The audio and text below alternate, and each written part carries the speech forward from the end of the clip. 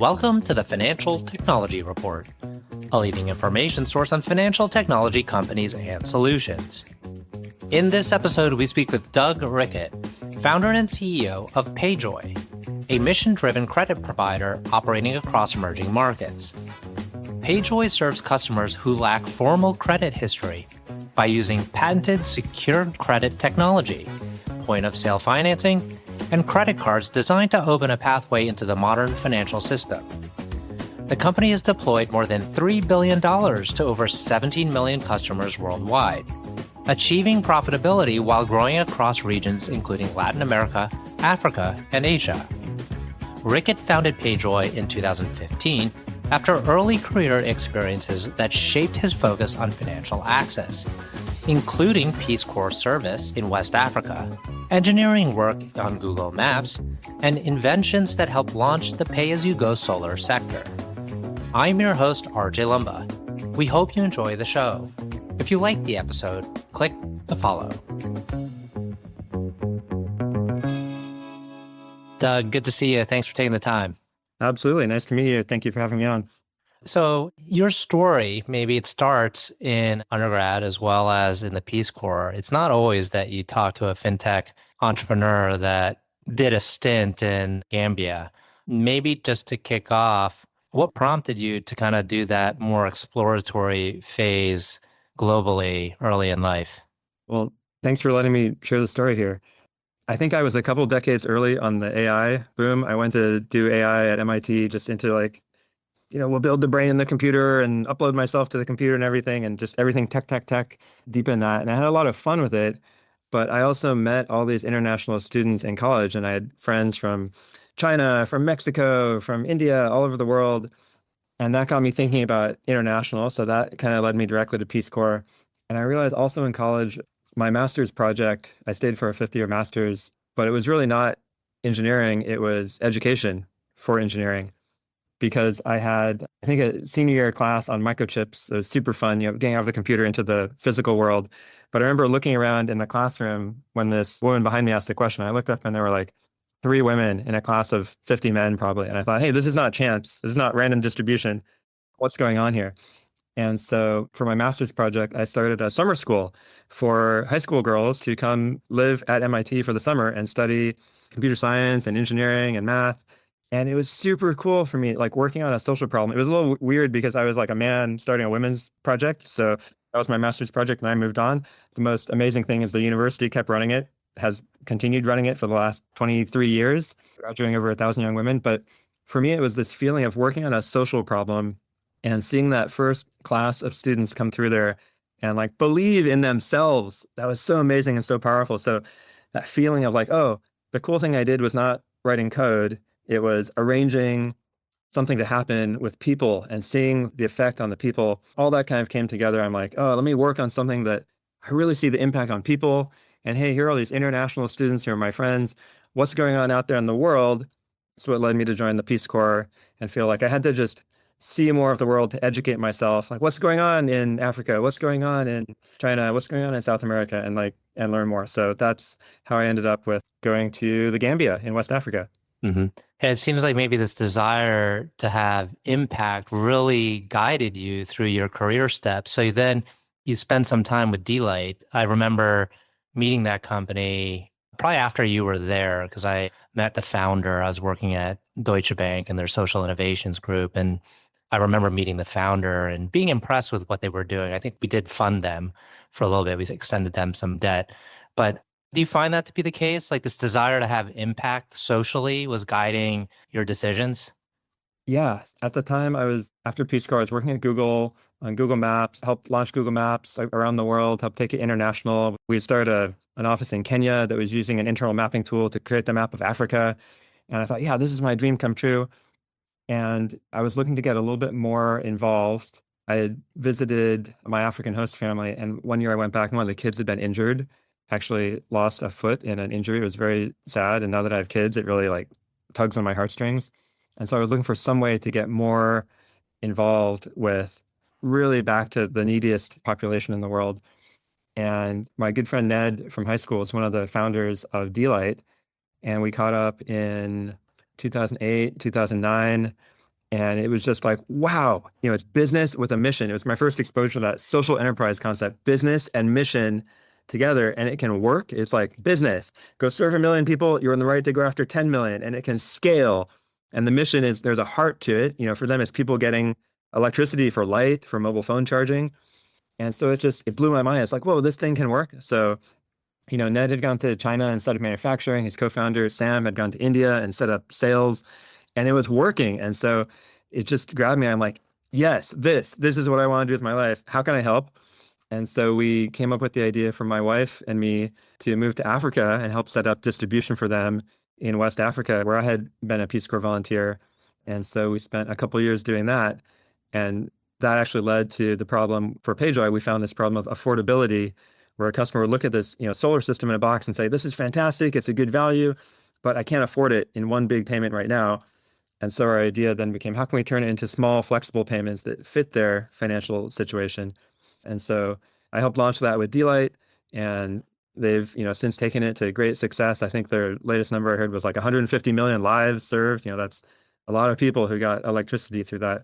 And that was also the inspiration for me with PayJoy of, hey, how can we get really access to, beyond solar in Africa, how can we get all kinds of electronics for that entire half of the world, the global south, that doesn't have a fully built out financial system? How can we get them access to the modern technology of the modern world? It's extremely difficult, I think, to have both mission first as well as fast revenue growth and profitability. We used to see hundreds of these businesses that were social impact businesses that really struggled to make the business side work. You were able to do it and do so in a phenomenal fashion. You have fantastic backers, Warburg, et cetera. How do you kind of maintain that balance, if you're mission first? And does that in some ways dissuade people from backing you? I could see someone saying, well, this guy's going to compromise. Like, they're not going to be totally profit seeking. They're not going to maximize our returns. Was it difficult, or was it pretty intuitive to you? It was difficult. I don't pretend that I have a solution that can work for everyone and just follow my recipe of success, because I don't think I could even theoretically prove to you that we were destined for success. I mean, a lot of luck, a lot of hard work by a lot of people, and the stars aligned. In hindsight, I think we chose a problem to work on that we believed in from a mission point of view. We believed it was a good thing.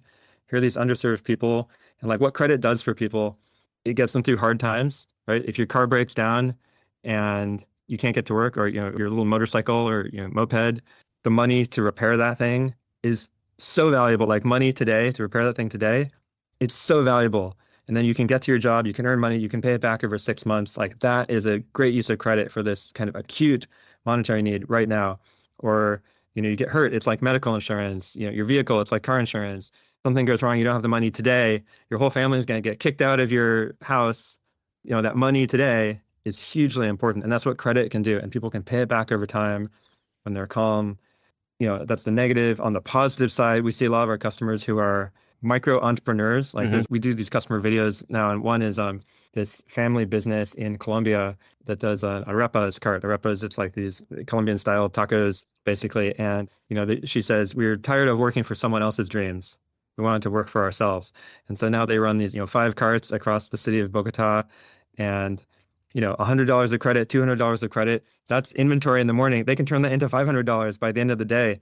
That's entrepreneurship. That's people getting ahead, but they need a little bit of capital in addition to all the labor to turn that into a business. So we picked this as our mission, getting credit to people who don't have credit. And the thing was, we found about half the world doesn't have credit. They're out of the credit system. So we picked that as our mission. It's something we believe in. And I think in the early days, that let us attract people who really were willing to work for peanuts, to be candid. I mean, I was there too. I remember one of our first investors was like, your team is how big and your monthly payroll is 35K? There's quite a number of people who were sharing that very small pie. And so we started with a problem that we believed in. And then we said, we have to make this a profitable business. And we have to figure out how to make it profitable. And I don't think we had the solution from day one, even as recently as 2022. So we had done a Series C funding round. You mentioned Warburg Pincus Private Equity was our Series C lead investor. And so we'd raised over $100 million. We had about a year after that, we were like, grow, grow, grow. I wasn't even approving headcount. I told our executives, like, grow your team as fast as you can for whatever you need. Transparency, share the headcount you hire, but I'm not holding you back. Grow, everything was grow. And then we saw the macro environment, capital pulling back, and we felt like there's not going to be demand to fund a money-losing startup. I've looked around and we're like, holy crap, extrapolate forward, we're going to need money next year or we shut down. If the money is not going to be there, we need to change. And so we did a couple layoffs that winter, 22 going to 23. I feel like 2 layoffs is always just proof that we were too dumb the first time around and didn't get it right in one cut, because what's worse than one cut is 2, what's worse than 2 is 3. And then people start thinking the company is just dying. But we got it on the second try, and basically immediately we became profitable, and we really optimized the business economics and said, how do we take out cost? How do we increase profit? And so then the last 3 years, I'm super grateful. We've found a good working recipe for profitability, particularly the last 3 years. And so I think, we were forced to do that by the outside environment threatening us with shutting down the company. And that pressure, forced us to find a sustainable path. Mm. In the early 2000s, I came across this book called Banker to the Poor, and it was about Muhammad Yunus and the Grameen Bank. And it really opened my eyes to this whole microfinance industry globally in all developing countries. And I started to investigate it, like really go to different parts of the world and learn about it, Asia, Latin America. And it was still a very traditional business, right? It was based on character lending, and it worked though. In some cases, some institutions were a little bit too lax, and so they had maybe a little bit higher default rates. Did you look at that model and say, okay, this is super interesting. It's a big market, and I think we could be in this market using tech? Did that kind of cross your mind, or was it just you had a separate, distinct approach? I think that stuff is fantastic. It was certainly an inspiration for me, Muhammad Yunus, Grameen Bank, and what they and others have done in that area. I'd say for me, it wasn't as much a research project as more like I was walking down the street one day and I stumbled across this thing. And so it really was with Delight, we were trying to sell people these solar systems, and they say they can't afford it. They don't have the money right now. And they didn't have microfinance available. I mean, they just didn't. Like, we can read about it in a story. I'm telling you, out there in the real world, the places where we were, people didn't have it. It had not come there yet, or it didn't work there, or the capital hadn't arrived, or I don't know, but it wasn't there. And so we were finding customers who said, I don't have cash to buy it today. Or maybe they had $500 cash. It's still not a good idea for them to spend, half of their life savings on a luxury when they don't have to, a solar system. And so we were just saying, hey, we're trying to sell these. How can we make it work for the customer? As a company, we're actually fine if we get paid over 12 months or 18 months for the individual, and the individual customer would also love that. They would love to be able to pay over 12 months. So we had to come up with this system to enable that. And it was programming the solar system to shut off. That was why people would pay after a week to turn it back on. It was these flexible payments where if someone's roof caved in and it's raining, I'm like, they should definitely prioritize fixing their roof first. Don't pay your solar system. You can leave that thing off for a few weeks. That's fine. And that flexibility was really important to our customers. And then, like what we found at PayJoy, we started with smartphones. Smartphones are really important for people.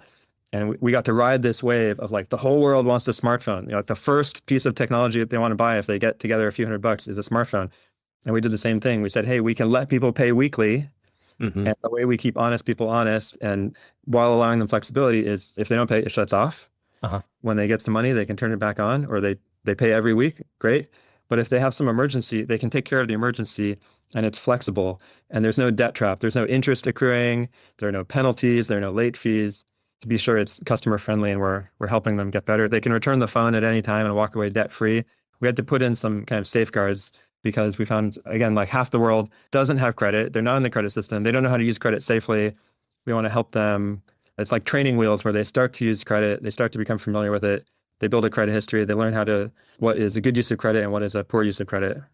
So is the large majority of your loan portfolio consumer loans versus business loans? For PayJoy, we underwrite the individual.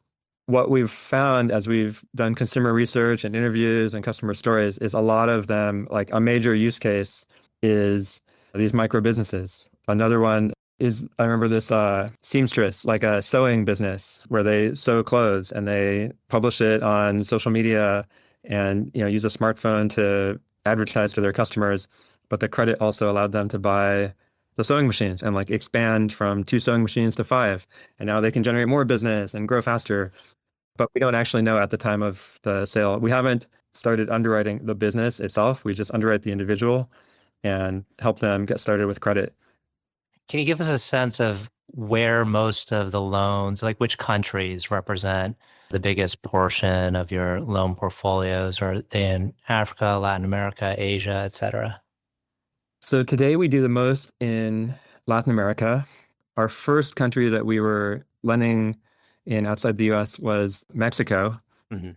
And there were a few years when we thought we wanted to be a software company and licensed to other lenders. And then 2020, we pivoted back to that original business model of PayJoy as the lender. We had only been doing that in Mexico. So that's why we've been in Mexico the longest. And then we've expanded across Latin America, Panama, Peru, Colombia, Ecuador, Brazil, and then South Africa. We had done a bunch in Africa, actually with Delight. We helped do credit together with Delight for a while in the software model. We now operate in South Africa, Philippines. We've recently gotten going in Indonesia. We're getting going in India. There's a lot of opportunity in Asia, just a lot of people, a lot of need. Mhm. Africa, I'd love to get back to. As as we talked about, I was a Peace Corps volunteer in Africa. It's very close to my heart. Africa is a little different and it's difficult, but from all signs, this can work. So I think over the next 5 to 10 years, I'd love to really reach billions of people in these markets that are our potential customers. Have you found that these local financial institutions like look at what you're doing and they're saying like, hey, wait a second, we should be doing this. They have such a profitable model that's growing well. Why don't we try to figure this out and play in this space? It's interesting. I haven't seen financial institutions do that at all, like Mm. never. Yeah. The closest thing we see is, like I mentioned, we used to license our software to other lenders. So when we switched back to being a lender, we had kind of seeded a bunch of competitors doing this stuff of small businesses. We acquired one of them a few years ago that had been a customer. That was a company called Adelantos in Colombia, Peru, Panama that worked out well. I don't know, for some reason, I don't see financial institutions. Like when we see the banks in these countries are serving the top 10%. Right. Nubank is an interesting one where I think they brought that what was for the top 10% in Brazil and they're bringing it down to the 80th percentile, the 70th percentile. I think we're coming in at like the 20th or 30th percentile if you ranked everybody in deciles. Hmm. But I haven't seen financial institutions do this. The big banks seem to be stuck, and some of it is regulatory, Right. where regulatory structures may be modeled after developed countries, Hmm. restrictions that effectively limit them to be able to serve only the kind of people with a formal white-collar job where they have pay stubs to prove their income. And if you're informal sector, you can't get into that world. Where are you, do you think, in terms of market penetration? How much further can you go? It seems like this is a massive market. Yeah, so we started really focused on the smartphone, and then from that we broadened into general credit for everything. Oh, do I have it? I have my PayJoy credit card. I just got one from Mexico. Here's my PayJoy credit card. Oh, nice. We do a lot with the credit card now. What I love about that is you can use it for anything. You can buy a smartphone with your credit card, but you can buy a bed, you can pay for medical expenses, all that stuff we talked about. And so that's really the vision now is credit for everything. That is pretty huge. Hmm. So I'm really excited to be able to bring that to the whole underbanked population. I think there's a lot there. Right. So we're looking at, partnering with major retailers where you walk into the store and you go to the electronics section. I want every TV and washing machine and dishwasher and motorcycle to have a big buy now, pay later sticker, with PayJoy, pay over 26 weeks. This thing can be yours for $15 a week. That'll be huge with the retailers. And then again, just the credit card that can go anywhere. It unlocks online shopping for people who've never done online shopping. Like you look at, companies that have achieved amazing things like Mercado Libre in Latin America. And like our customers, they've never shopped online. They have no way to shop online. Let's open that door and like see how big that is. So I'm really excited about that. We're coming up on time. Two final questions. One is, can you tell us about a person who's had a profound influence on you? I'm just going to give props again to, we talked about Delight. Delight was really that example that showed me social enterprise is possible. And here's a shout out to you, Ned and Sam, Delight founders. That was amazing. And their dedication to build that thing and take it worldwide and show that you can make money and do good, that's huge. That certainly launched my life in an entirely new direction. So I think without them, I certainly wouldn't be here today doing what I'm doing. This last question, I think it gets wrapped into your whole business, but it's typically, can you tell us about a charity cause or other endeavor that you're passionate about? You know, I know this sounds super self-serving, but I feel like PayJoy eats up all my attention. Yeah. And so again, getting to the social mission, like this is one way I think social enterprise stuff can go wrong is sometimes the nonprofit world gets into really impact evaluation and measurement and it takes up a lot of time and attention. And so, we have one early investor, Core Innovation Capital, that we do some of this for. But I've also had a conversation with them, like, let's not have the measurement affect the experiment so much. And so at PayJoy, we really started by saying, hey, this is a cause we believe in. Like we really, investigate that deeply. And then actually now we measure it. My partner, Brad, who runs our kind of financial risk side, wrote this document we call the Pricing Manifesto that has these covenants to make sure we are helping our customers, that their lives are better instead of worse. Mm-hmm. So we've been able to do that pretty lightweight with our core metrics, like, hey, do they pay us back? The large majority of our customers are able to successfully pay back. That says our underwriting is working. We're not giving out too much credit. Their life is better. And so I just start with the thing we believe in, make sure it's worthwhile as a mission, make sure it's working and we're not making people's lives worse, and then just go all in at scaling it. So that really eats up my full attention for how we're trying to make the world a better place. Doug, want to thank you again for taking the time. It's been a wonderful conversation. You're very welcome. Thank you for having me on.